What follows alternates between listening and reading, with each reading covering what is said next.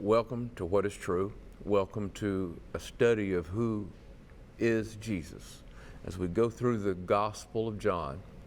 And today we have come to a place where I will ask you a question. It will be in the face of the great enemy, death, and it will ask you, do you believe this? And this really will be the pivotal moment in your life in which you can see as in direction who you will follow. The humanness of Jesus. Most humans know about the expression that we see in this text. John, the 11th chapter, has the shortest verse in the Bible. Most of us know it just because we had the ease of remembering the two words that Jesus wept. A certain man named Lazarus was sick. He was from Bethany, the village where Mary and her sister Martha lived. Now, it was Mary who anointed the Lord with perfumed oil and wiped his feet dry with her hair, whose brother Lazarus was sick. So the sisters sent a message to Jesus. Lord, look, the one you love is sick. There's a relationship between Jesus and Lazarus. When Jesus heard this, he said, this sickness will not lead to death, but to God's glory, so that the Son of God may be glorified through it. Now, Jesus loved Martha and her sister and Lazarus. Beautiful opening introduction, John the 11th chapter in the first few verses, and it tells us about the depiction of the humanness of Christ in a relationship where he is some distance away and you get that call. We all have had it.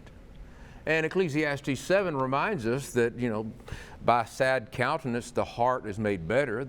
Better to go to the house of mourning than to the house of feasting, for that is the end of all men, and the living will lay it to heart. That's why I'm saying today, as we study this event in the life of Jesus, if it be true, then we will be made better.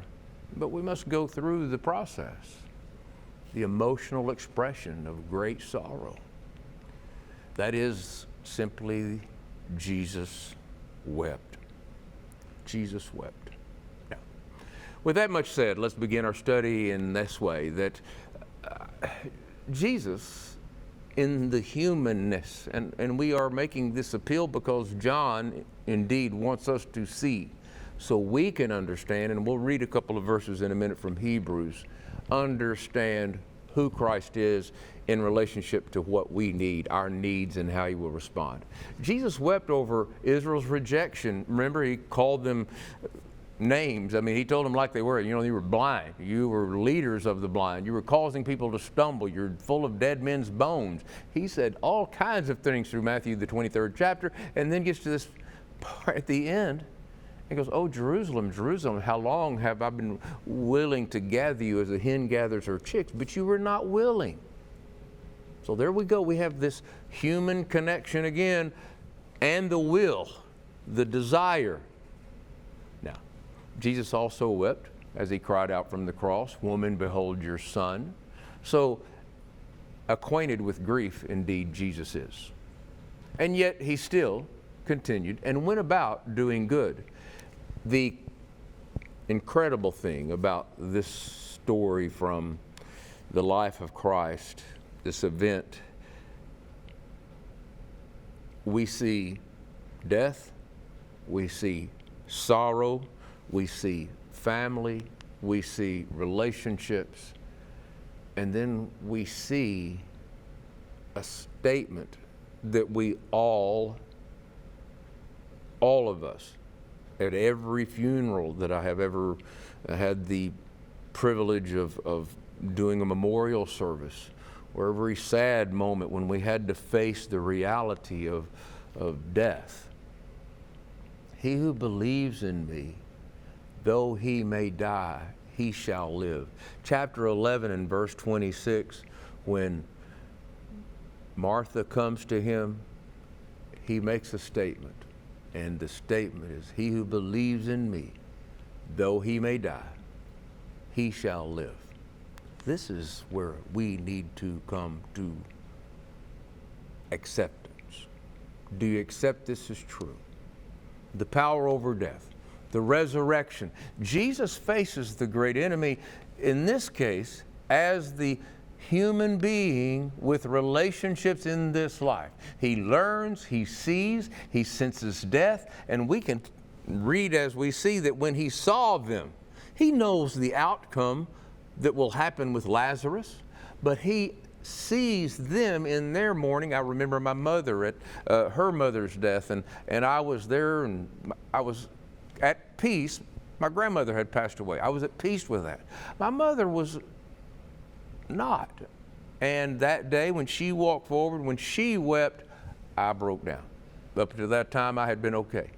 Jesus, in the sorrow, felt the sorrow as we do. We weep with them that weep. As a human, as a person that learning these things, he feels the loss of a close friend. But power over death, this is the change. This is the transition. And friends, if you don't have this in your hope, in your spirit, created in the image of God, that does not think itself out of existence, Jesus makes the statement in chapter 11, I am the resurrection and the life.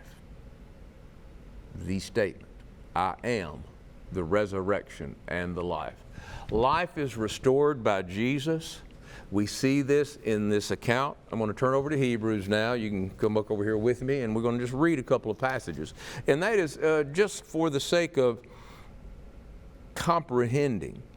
Inasmuch, I'm going to pick up verse 14 of chapter 2. Inasmuch then, having been partaken of flesh and blood, that is Jesus, he himself shared in the same. Now, this isn't about his death yet. We're going to see that this is going to cause his death. That through death he might destroy him who had power over death, that is the devil, and release those who through fear of death were all their lifetime subject to bondage.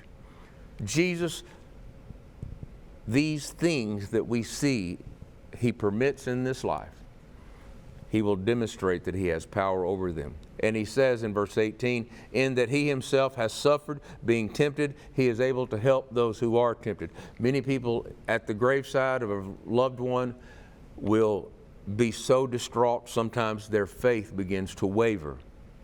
Jesus is bringing us to the place of death and saying, I am the resurrection. I am the life.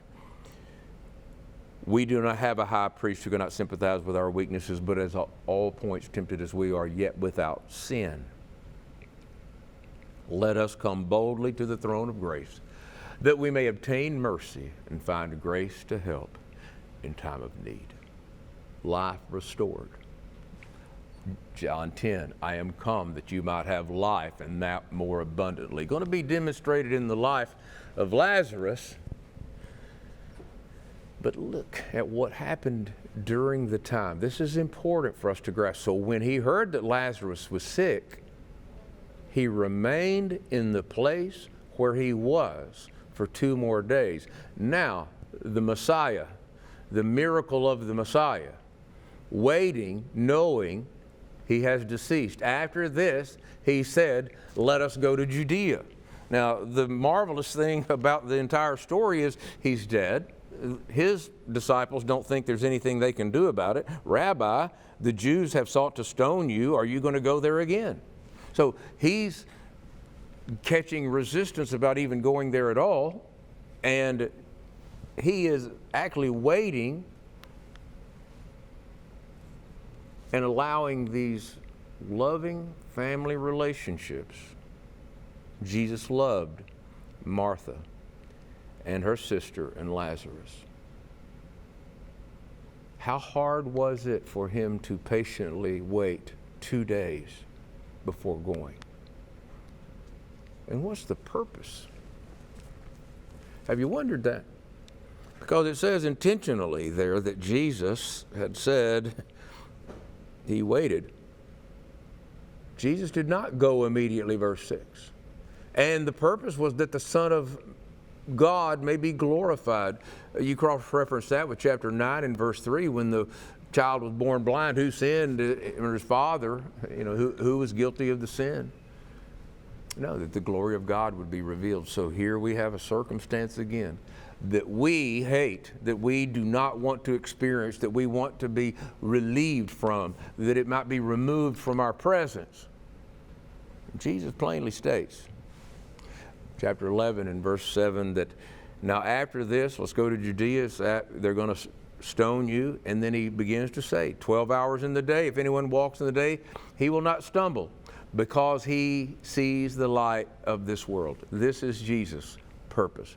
I want to show the light. If anyone walks in the night, he stumbles because the light is not in him.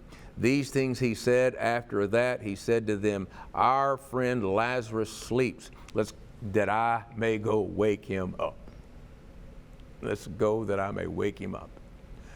Now, at that point, the disciples begin the rational argument. Well, Lord, if he sleeps, he'll get well. However, Jesus spoke of his death, and in verse 14 he says, Lazarus is dead. I am glad for your sakes that I was not there, that you may believe. Nevertheless, let us go. If he had been there,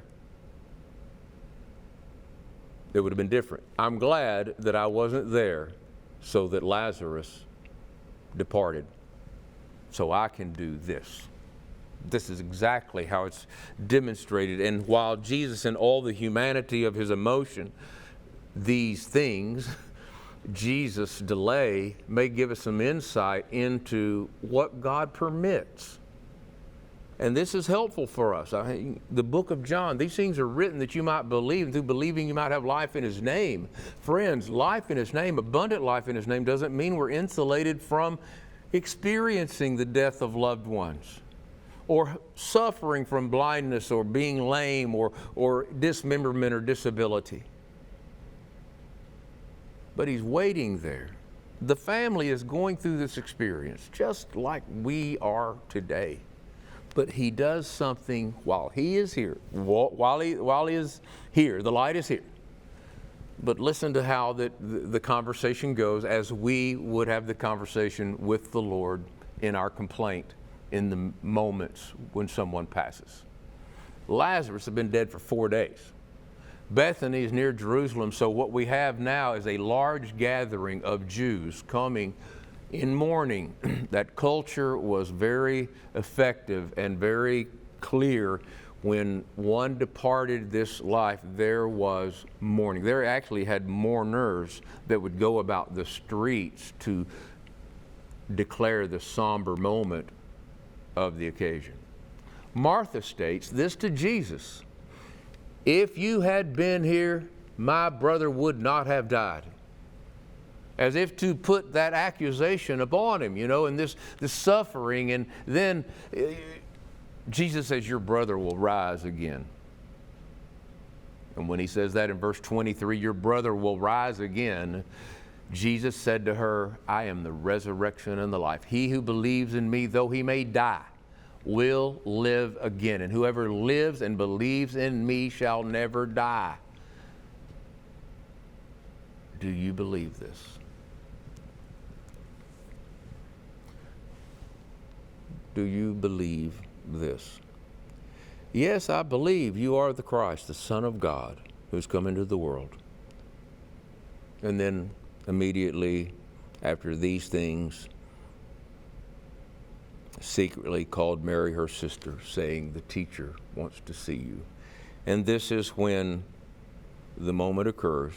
And again, the sister approaches him, falls down, verse 32, falls down at his feet and says, I believe, Lord, the Son of God who has come into the world. Verse 27, Jesus the Comforter, if you had been here, my brother would not have died. Again, having to receive that information. And Jesus does this. He goes in and he says, where have you laid him? Jesus wept. And then this exchange between Mary, Martha, Jesus, the mourning, all of those in their sadness. Jesus in verse 38, then Jesus, again groaning in himself, came to the tomb. It was a cave, a stone lay against it. Jesus said, take away the stone. Martha and his sister said to him, Lord, it's been 4 days. The smell. Did I not say to you, Jesus said, did I not say to you that if you would believe, you would see the glory of God? Well, we try to define, what does it mean, the glory of God? Well, obviously, it is in life. The abundant life, the life that reaches beyond the confines of the physical capability into a spiritual realm. And so what did happen, that the Lord, by the time he was going to have smelled, then they took away the stone from the place where the dead man was laying. Jesus lifted up his eyes and said, Father, I thank you that you have heard me, and I know that you always hear me, but because of the people who are standing by, I said this, that they may believe that you sent me. In other words, this was permitted by God to demonstrate his power in this moment and the creative power of the Word that created the things that are. Let there be light. The light said, Lazarus, come forth. And turns what was a decaying corpse into the restoration of a life. Now, that sign, as powerful and as incredible as it is, when they were saying, when Jesus said, could the man that opened the blind, could he not keep this man from dying?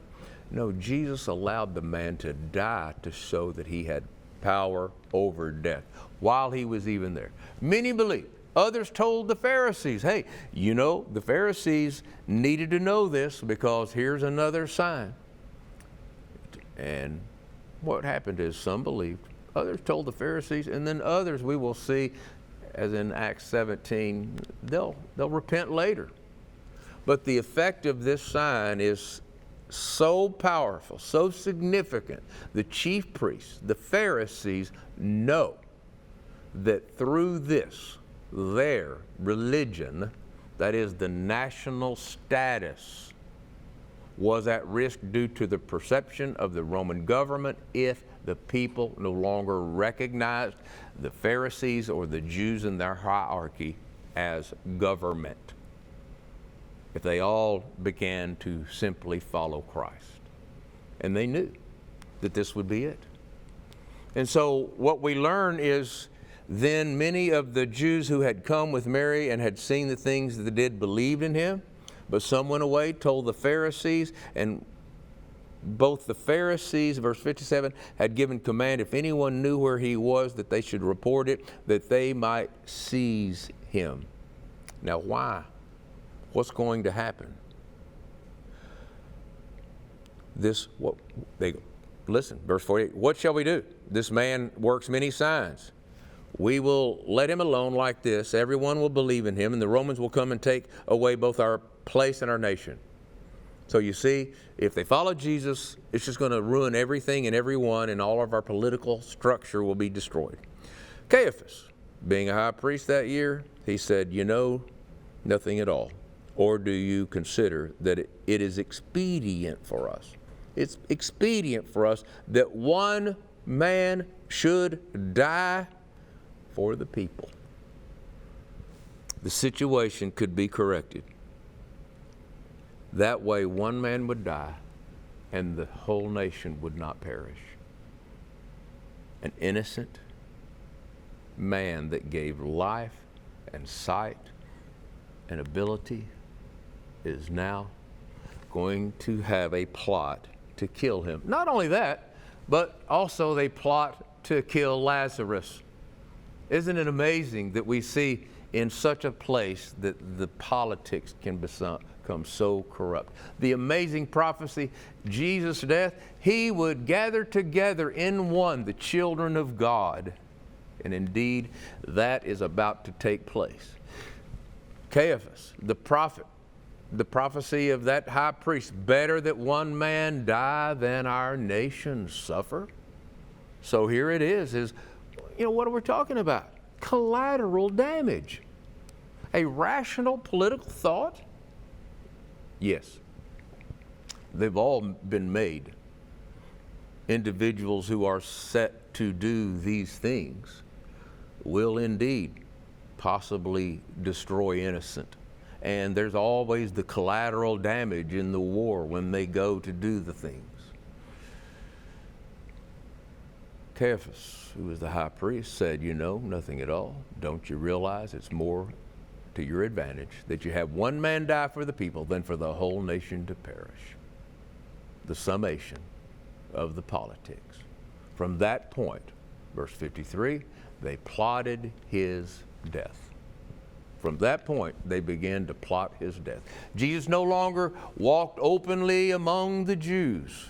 So what will kill Jesus? We've got 5 minutes left. I'm going to go to chapter 12 for just a couple of readings, and then we're going to get into chapter 13 and the lesson on humility. After Jesus does all this, then he turns to the ones that will soon betray him and wash their feet. Among the rulers.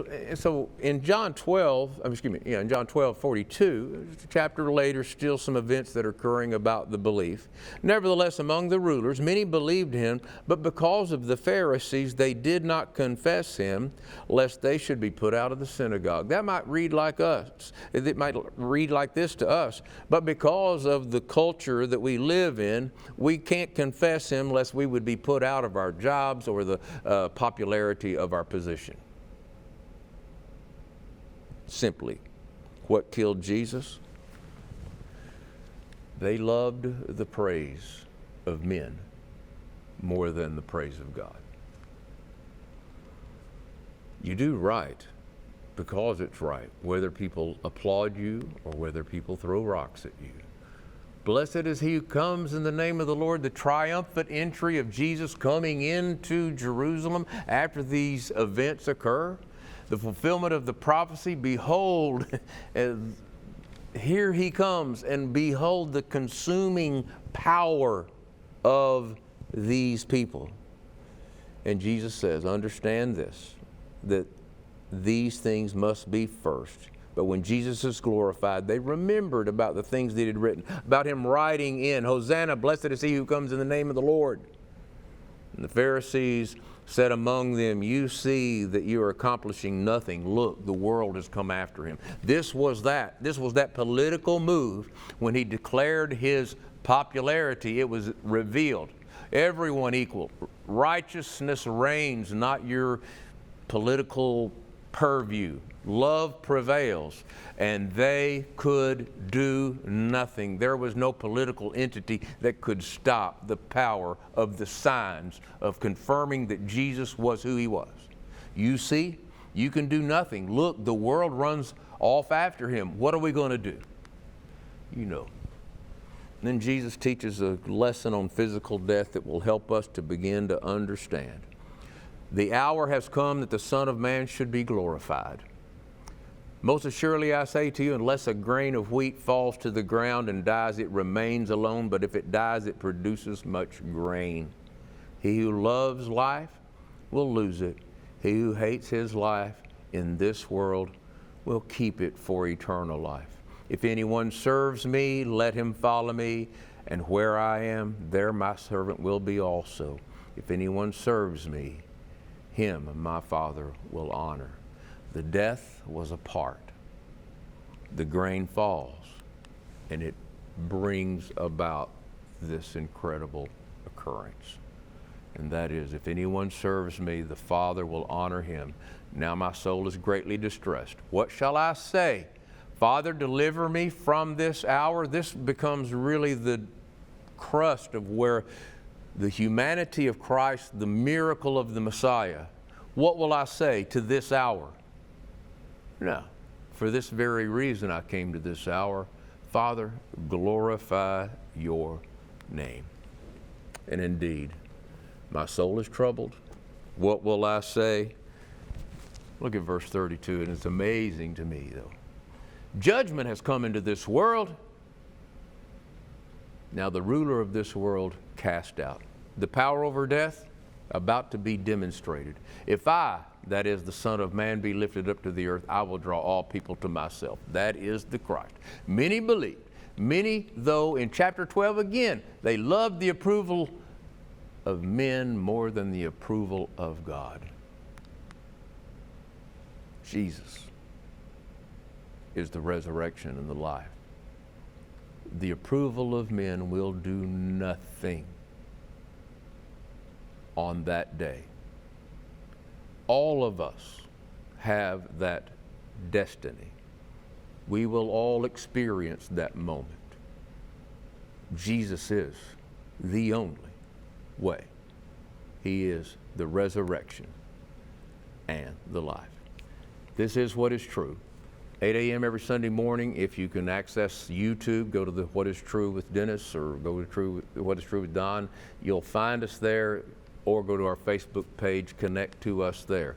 Also, if you live in the Little Rock area, 9:30 we're singing the Psalms on Sunday morning through the summer, and then at 10:30 worship service, 5 p.m. we assemble again, and then we have a Bible study for all ages at 7 p.m. Join us this week if you're able. Thank you so much. Have a blessed day.